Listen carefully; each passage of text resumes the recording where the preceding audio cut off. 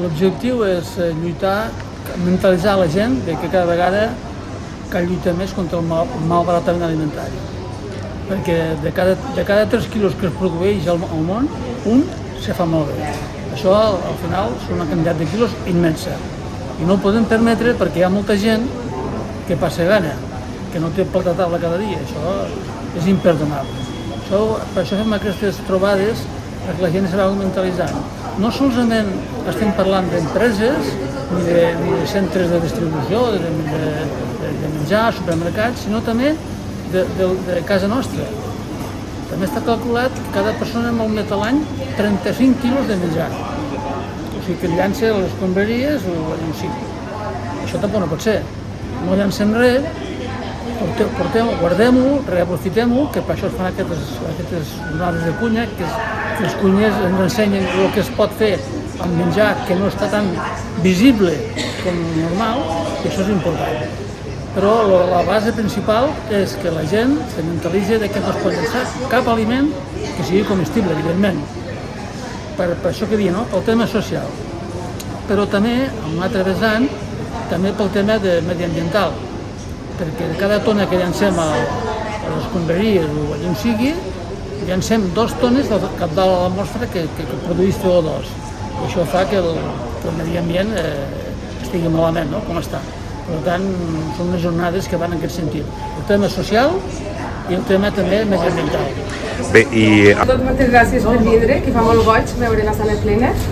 I des del menjador, el projecte que estem engegant entre Banc d'Aliments i Fundació Jerico, hem creat la campanya de la Festa que Suma, que per una banda tenim els tallers de malbaratament alimentari que comencem avui, i aprofitem que aquesta setmana, és el Dia de la Dona, tenim 3 tallers amb 3 dones del món de l'hostaleria, la Mercè, la Xaima i la Gala, que és tot un honor que les tinguem aquí en aquest taller de malbaratament.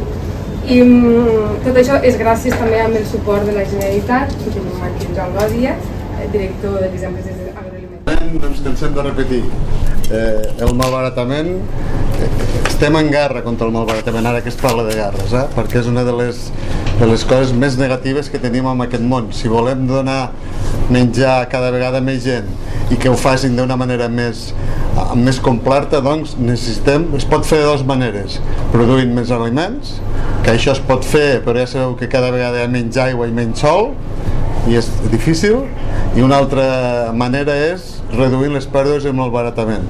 Les dades són impactants. 1 de cada 3 aliments que es produeixen al món es perden o es malbaraten. Amb l'estratègia alimentària li estem donant suport i que lluitem i que sensibilitzem.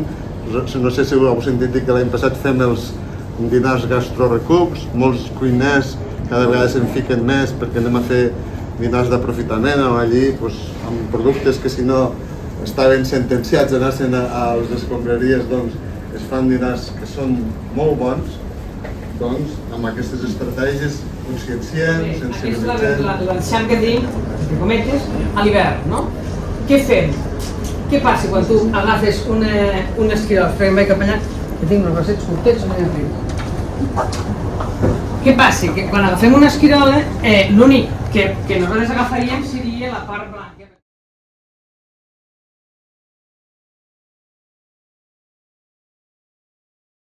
Bé, i al marge dels tallers, des del Banc d'Aliments, la situació social que vivim actualment, com se viu des del Banc d'Aliments? S'ha incrementat, se pot fer front a les necessitats que hi ha? A veure, per desgràcia, no s'ha augmentat, ha disminuït una mica, però molt poc. Molt poc. Per desgràcia, massa poc. Però no s'ha augmentat, però hi ha un altre problema més greu. I ara encara serà més greu, pel moment que vivim, que és el preu dels aliments. El cistell de la compra és el que més ha pujat últimament a l'economia. El que abans compràvem fa un any, fa 4 o 5 anys, fem un promig de 1,2 euros per quilo, ara quasi bé estem a 3. I en aquest moment que estem parlant, demà no sé com estirem, perquè aquesta guerra que no sé com s'acabarà, el que repercutirà més serà el transport, el gasoil, i això repercuteix a el que transporten aliments, per tant, pujarà més l'aliment. Tenim el problema de que el preu que compràvem 1 euro, ara no el comprem, o hem de comprar en 3, i l'economia nostra és la que és. Per tant, és un moment complicat per nosaltres. I des del Banc d'Aliments, la demanda que hi ha a la demarcació de Lleida, des del Banc d'Aliments, ara per ara es pot anar cobrint. Home, hi ha molta gent que col·labora. L'administració no cal dir-ho. Una feina que haurien de fer ells, però per temes burocràtics seria impossible que la fessin ells. Nosaltres, als ser autònoms, podem ser més àgils, no?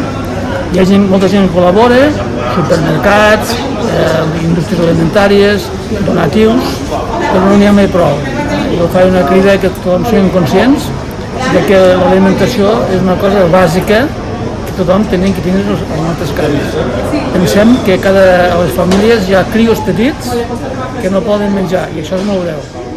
Que no tinguin llet ni l'alimentació bàsica és una cosa que, per tant, jo aprofito ja que em dono aquesta oportunitat de dir, ja ho sé que col·laborem tots, però encara hauríem de fer una